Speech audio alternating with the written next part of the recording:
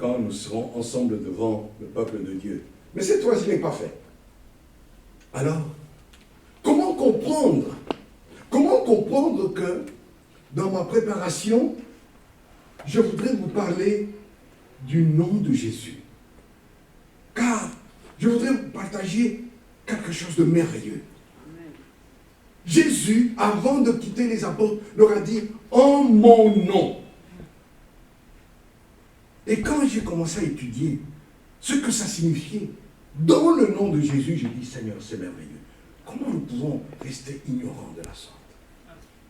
Oh merci, parce que tu ne veux pas que nous restions ignorants. Marc 16, verset 17. Marc 16, 17. En mon nom, dans le nom de Jésus.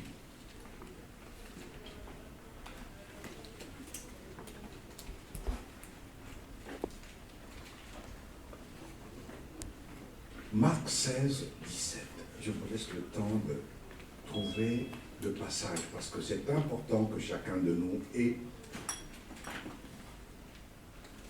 le texte sous les yeux.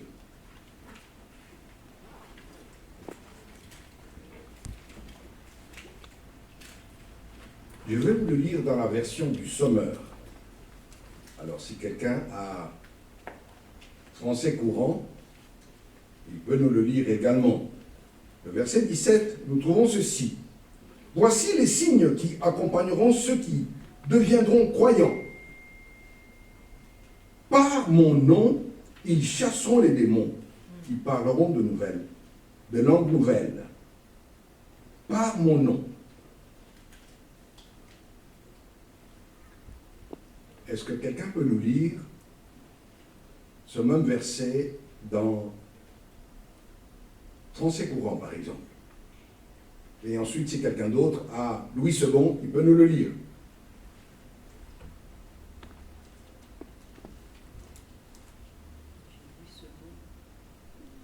Moi, oui. C'est Louis II. Louis II, oui. Voici les miracles qui accompagneront ceux qui auront cru. En mon nom, ils chasseront les démons, ils parleront de nouvelles langues.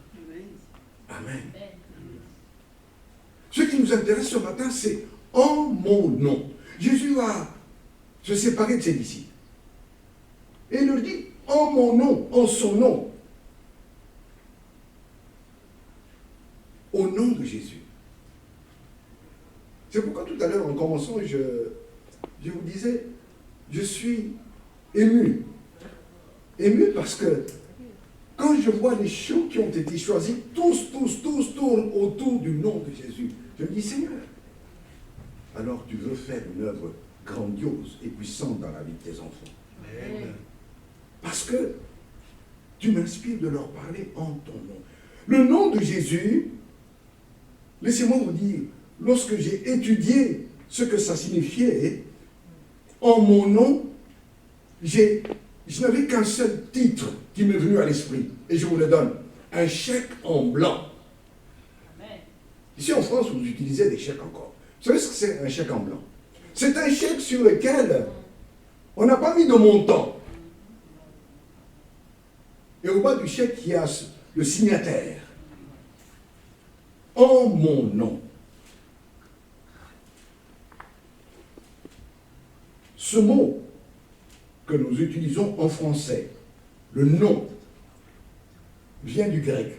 Bon, ça c'est pas très intéressant.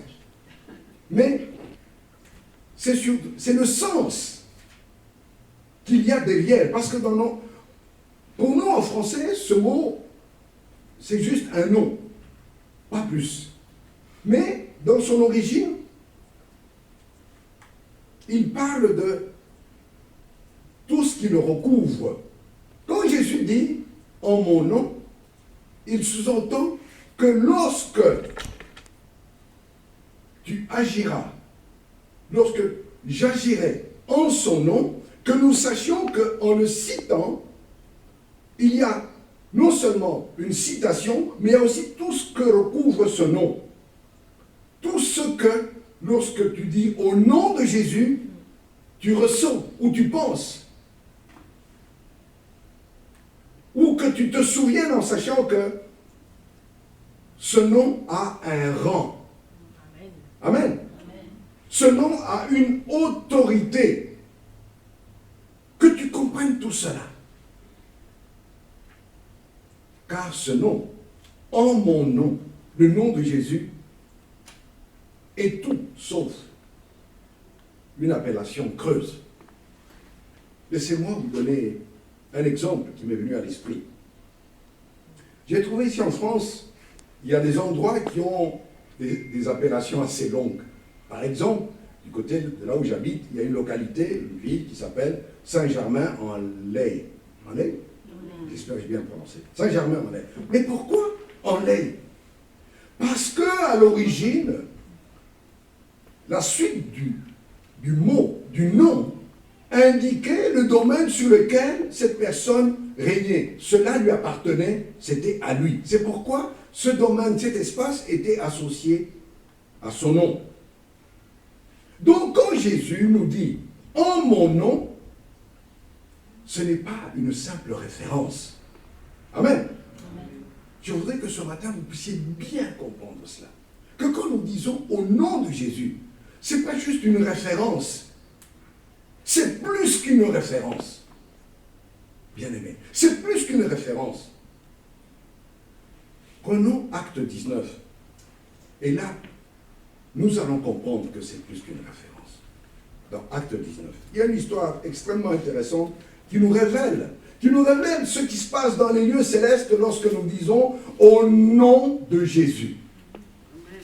Lorsque tu dis « au nom de Jésus », pour qu'à partir d'aujourd'hui, lorsque tu dis « au nom de Jésus », que dans ton esprit, tu ne te dises pas simplement « c'est juste une référence », c'est une manière de terminer la prière, c'est une manière simplement de terminer ce que j'ai à dire. Non, c'est plus que cela. Acte 19. Il y a là une histoire assez amusante, mais qui nous révèle, et gloire à notre Dieu qui a voulu que dans sa parole, nous sachions ce qui se passe dans les lieux spirituels. Acte 19, à partir du verset 11. Il y a une histoire que nous connaissons, pour ceux qui l'ont déjà lue.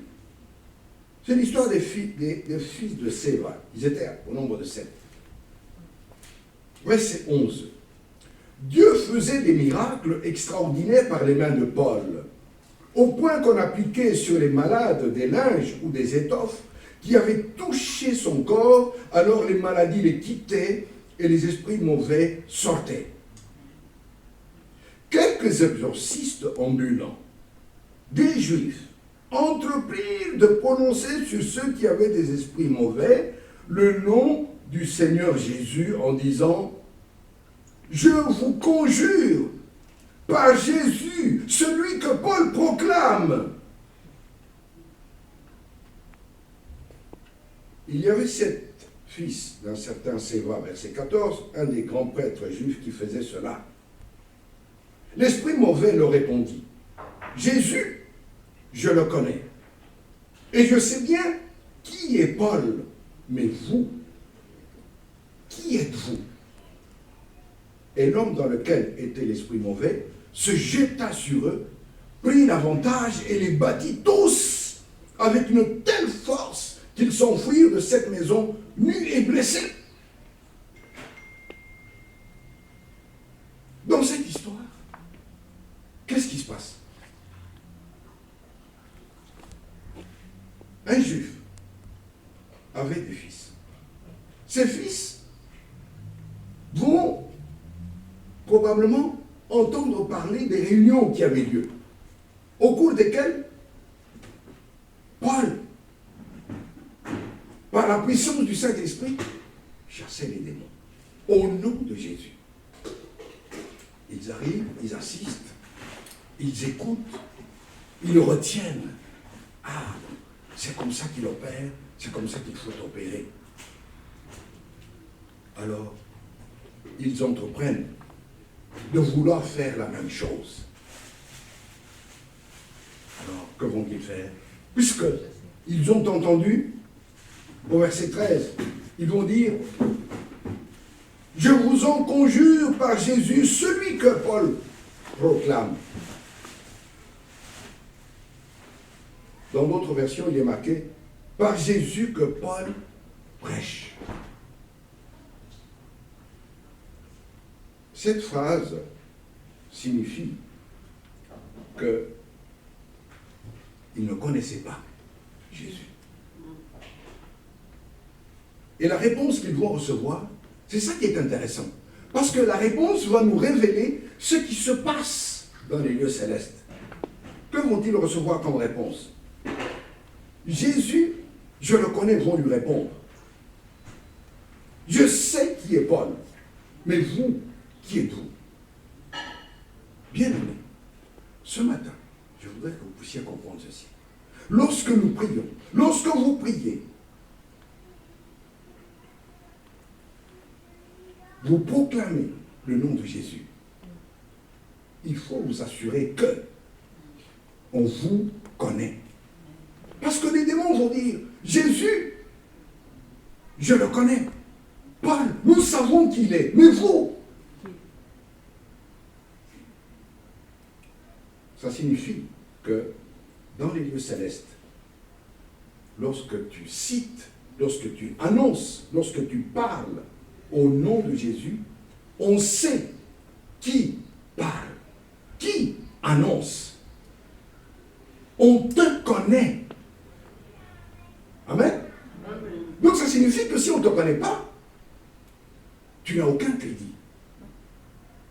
Tu n'as aucun crédit. Mais ce texte nous montre aussi que pour utiliser le nom de Jésus, il faut avoir une relation personnelle. Amen. Il faut avoir une relation personnelle. Souvenez-vous, lorsque Pierre et Jean vont, au nom de Jésus, guérir un boiteux, ils vont être convoqués devant les responsables, qui vont leur poser la question, par quel pouvoir ou au nom de qui avez-vous fait cela? Par quel pouvoir ou au nom de qui avez-vous fait cela? C'est pourquoi, ce matin, j'aimerais vous inviter que notre prière soit, Seigneur, donne-moi de te connaître réellement. Pas simplement ce que j'ai appris, pas simplement ce que j'ai lu,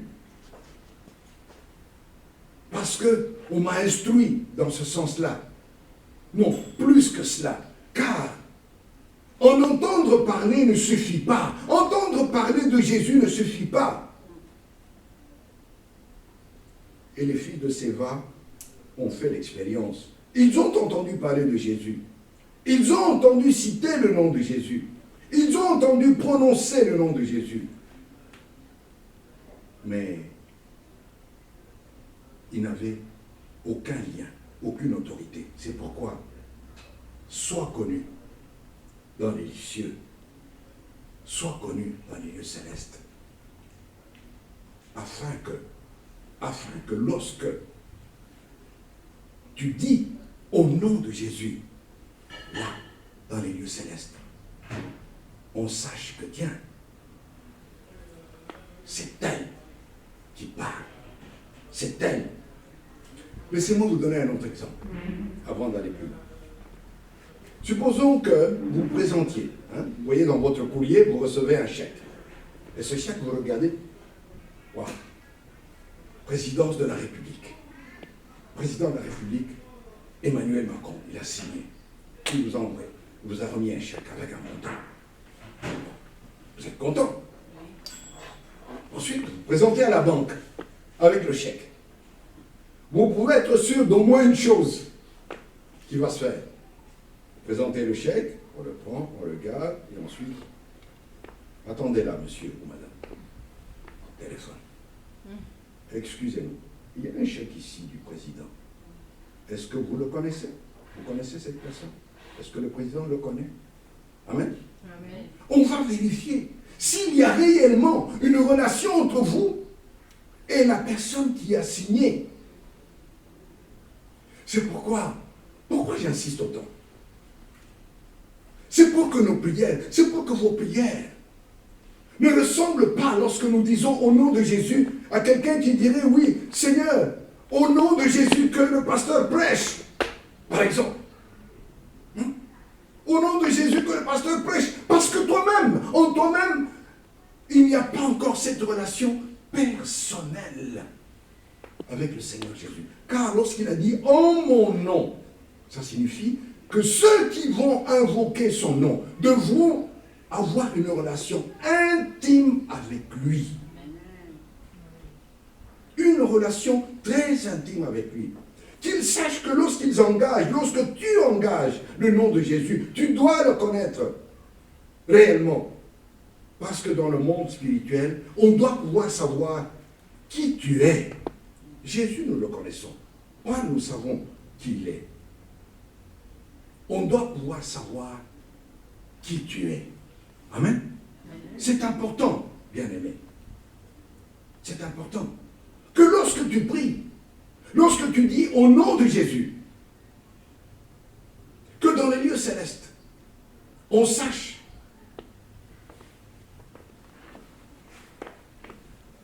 c'est Bernadette qui prie.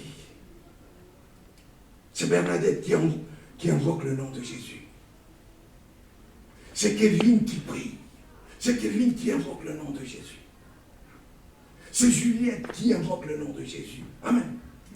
C'est-à-dire, au moment où tu prononces le nom de Jésus, ta voix est entendue et on sait quelle relation existe entre toi et ce nom. Amen. Amen. C'est pourquoi je vous ai dit, en mon nom, ce n'est pas une simple référence. Ce n'est pas une simple référence. C'est ce que le Seigneur Jésus a laissé à ses apôtres quand il leur a dit en mon nom.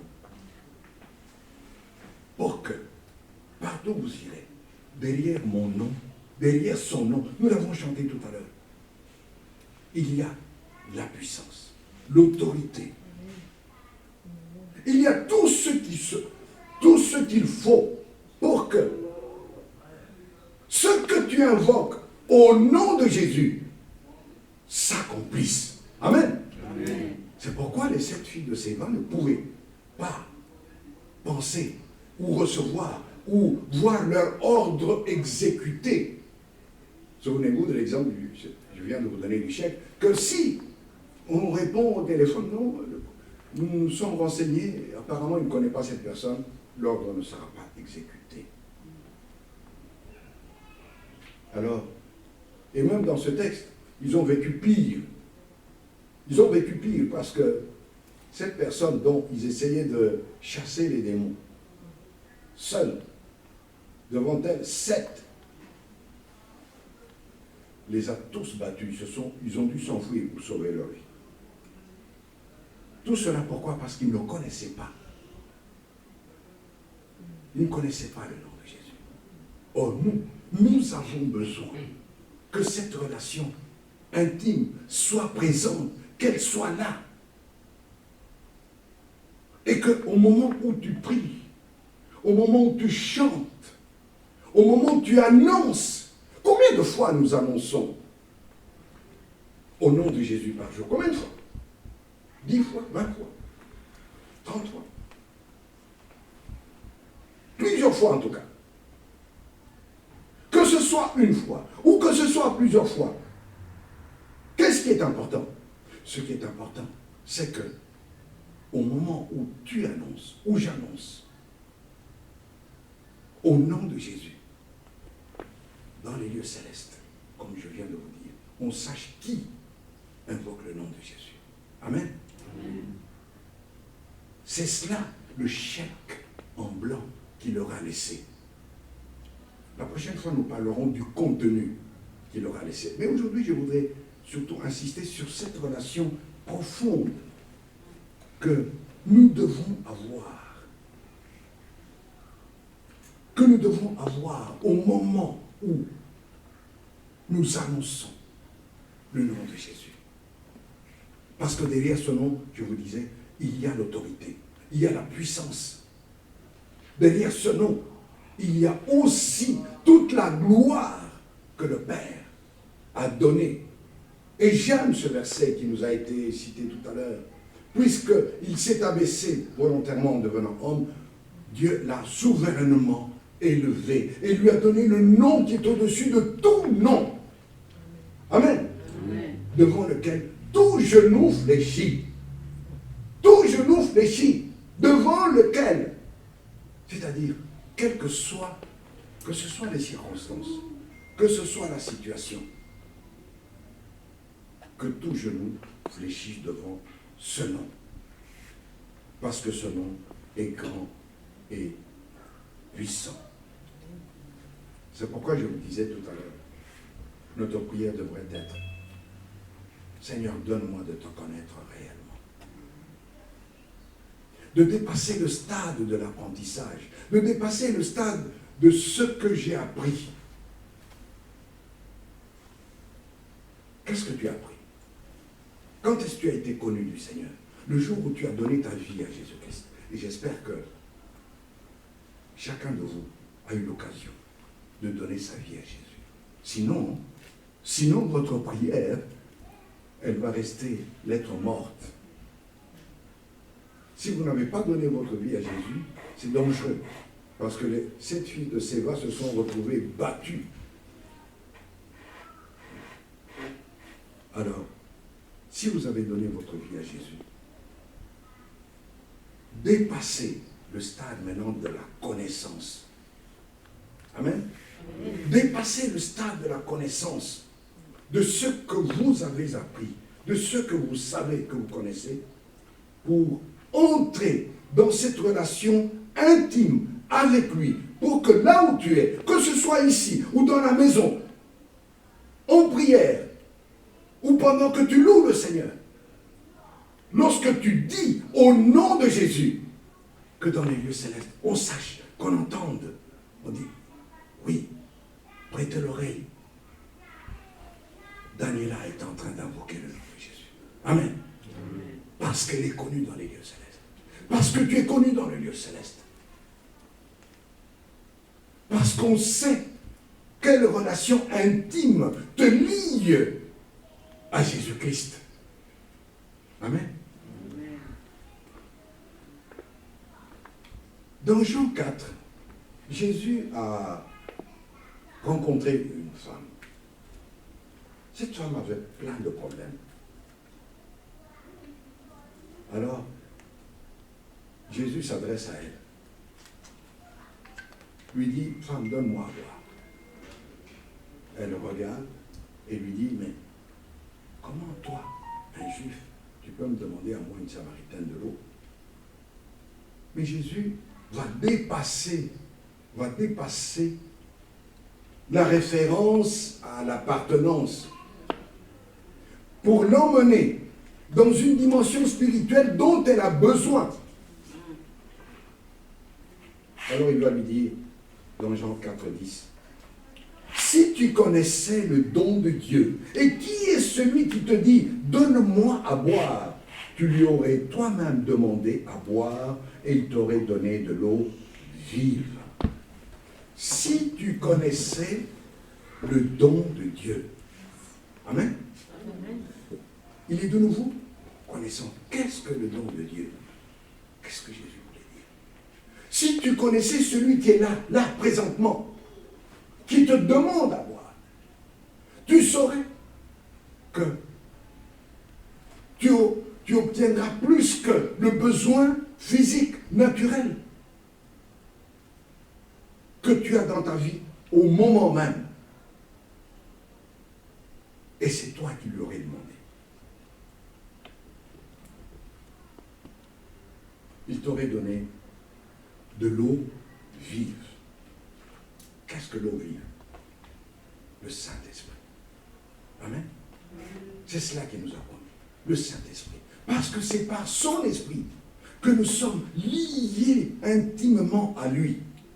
Amen. C'est par le Saint-Esprit que nous sommes liés intimement à lui. En sorte que, comme je vous disais, lorsque je prie, lorsque tu pries, lorsque tu proclames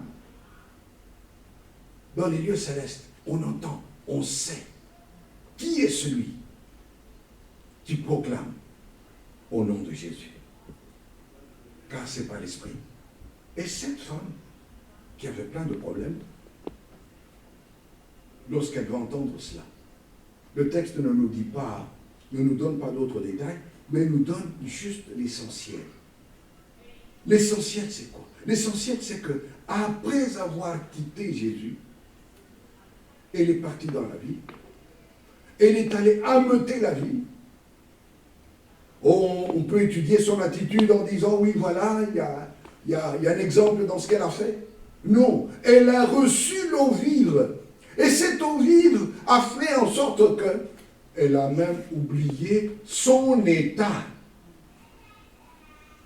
Quel état? De pécheresse. Parce qu'elle s'était rendue au puits à midi, heure à laquelle, généralement, on ne va pas puiser. Mais c'était une heure intéressante pour elle, parce qu'à cette heure-là, personne ne la voit. Et qu'on la pointe du doigt. Mais c'est là qu'elle va rencontrer le Seigneur. Et qu'elle va oublier son état. Amen. Oh, nous prions souvent pour que le Seigneur nous donne du courage pour proclamer son nom. Seigneur, donne-moi de te connaître réellement, personnellement, qui tu es. Parce que lorsque tu donnes de l'eau vive, comme cette femme, je dépasse mes peurs, je dépasse mes craintes. Je ne regarde plus à ce que je suis. Amen. Parce qu'elle va ameuter toute la ville.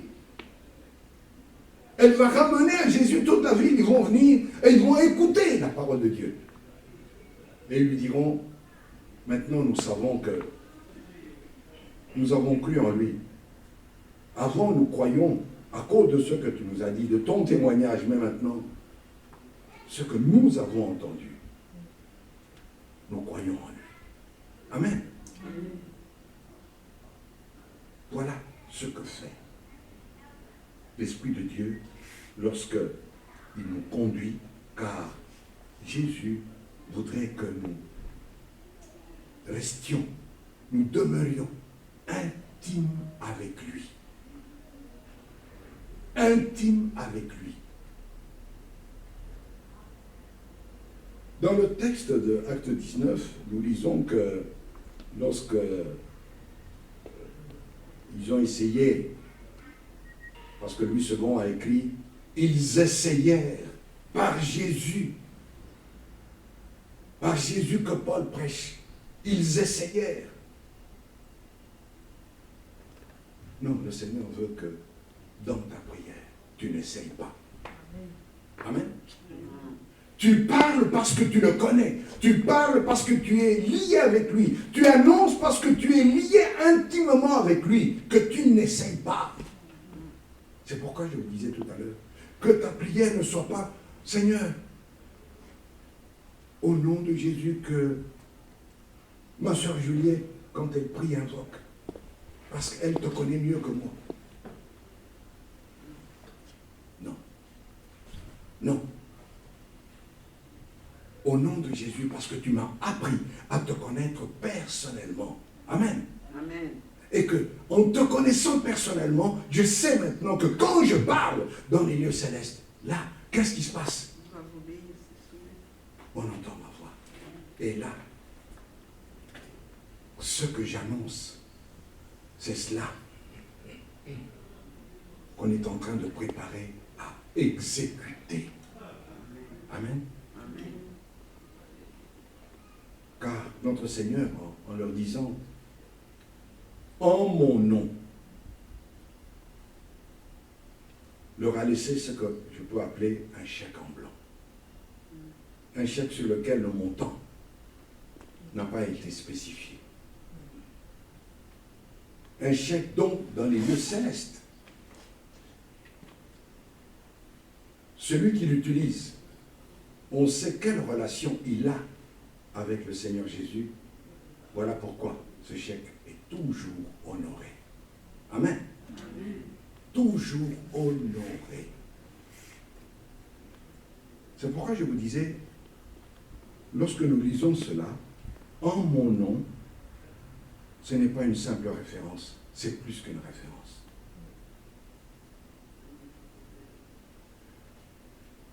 Je vais m'arrêter là.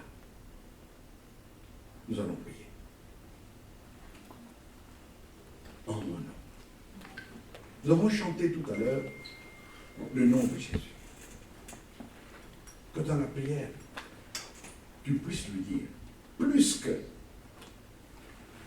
le chant que je connais, que tu puisses lui dire, Seigneur, j'ai appris à te connaître. On m'a appris à te connaître. J'ai accepté. J'ai redit la phrase qui m'a été dite. Sois mon Seigneur et mon Dieu. Je me réponds de mes péchés. J'ai dit tout cela. Et chaque jour, j'essaye correctement de le faire, ce qu'on m'a appris. Mais aujourd'hui, Seigneur, je veux te connaître toi, personnellement. Parce que c'est cela que le Seigneur désire. Quand il leur a dit « en mon nom »,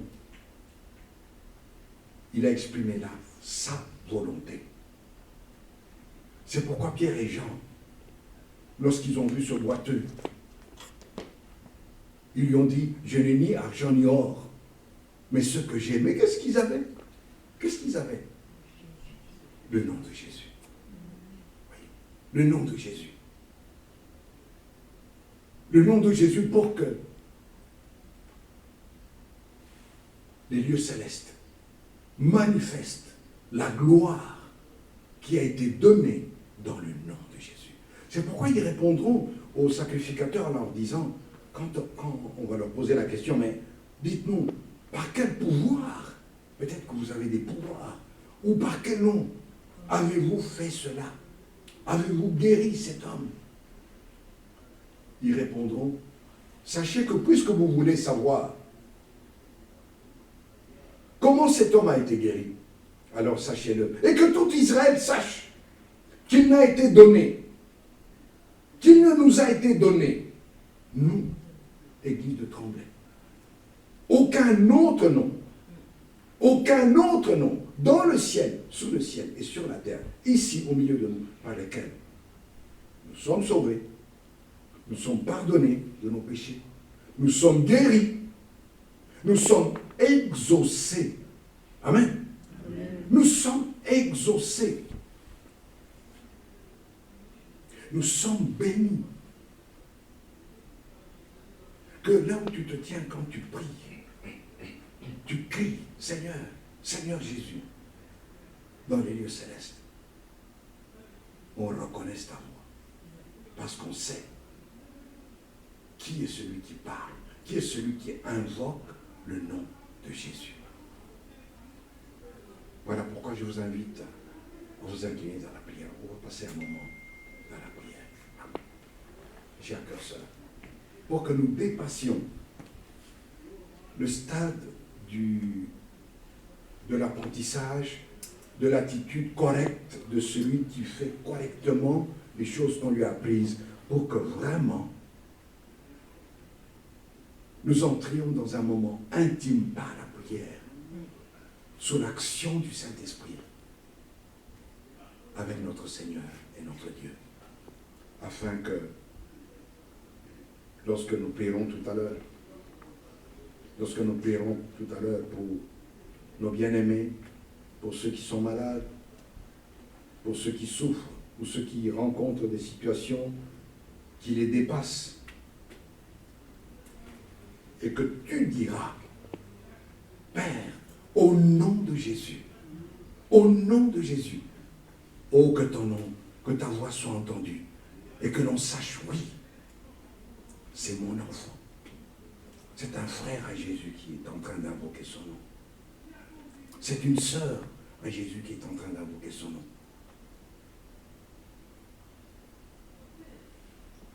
Prions. Élevons nos voix.